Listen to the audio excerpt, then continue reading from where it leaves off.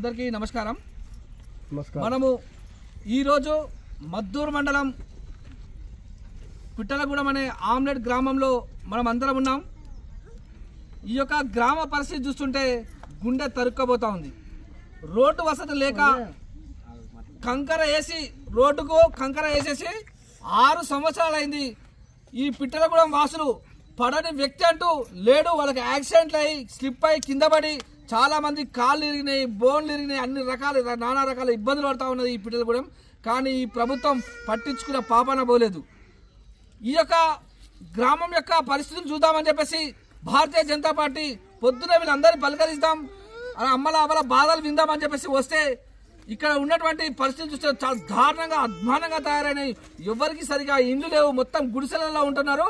రోజుకు ఒక పాములు వచ్చేసి ఇప్పటివరకు కనీసం ఒక 20 పాములను చంపేశారట.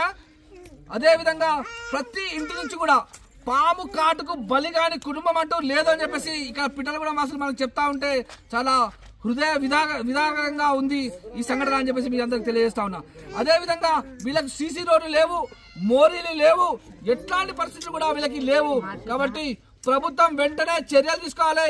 ఈ పిట్టలగూడెం గ్రామ ప్రజలందరూ కూడా సరైన వసతులు కల్పించాలి, రోడ్లు వేయించాలి. వీరందరూ కూడా ఇండ్లు కట్టుకుందామని చెప్పేసి అనుకుంటే కనీసం వీళ్ళకి గుంటెడు భూమి కూడా లేదు. గుంటెడు భూమి కూడా ప్రభుత్వ భూములు ఏవైతే ఉన్నాయో వీరందరూ కేటాయించి ఇండ్లను మంజూరు చేయాలని చెప్పేసి భారతీయ జనతా పార్టీ డిమాండ్ చేస్తా ఉంది. మోరీలన్నీ సప్లై చేయాలని చెప్పి మోరీల వసతి కూడా కల్పించాలని చెప్పేసి భారతీయ జనతా పార్టీ డిమాండ్ చేస్తా ఉంది. అదేవిధంగా ఇక్కడ ఉన్నటువంటి వీరికి కనీస అవసరాలు ఏవైతే ఉంటాయో వాటన్నింటినీ కూడా తీర్చాలని చెప్పేసి బీజేపీ డిమాండ్ చేస్తుంది. లేని పక్షంలో ఈ పిట్టలగూడెం ప్రజలందరినీ కూడా పట్టుకొని చెప్పేసి ఎంఆర్ఓ ఆఫీస్ ముందు, కలెక్టర్ ఆఫీస్ ముందు పెద్ద ఎత్తున ధర్నా చేస్తాం. వీరందరూ లబ్ధి పొందే వరకు కూడా భారతీయ జనతా పార్టీ వీరికి అండగా ఉంటుందని చెప్పేసి తెలియజేస్తా ఉన్నాం.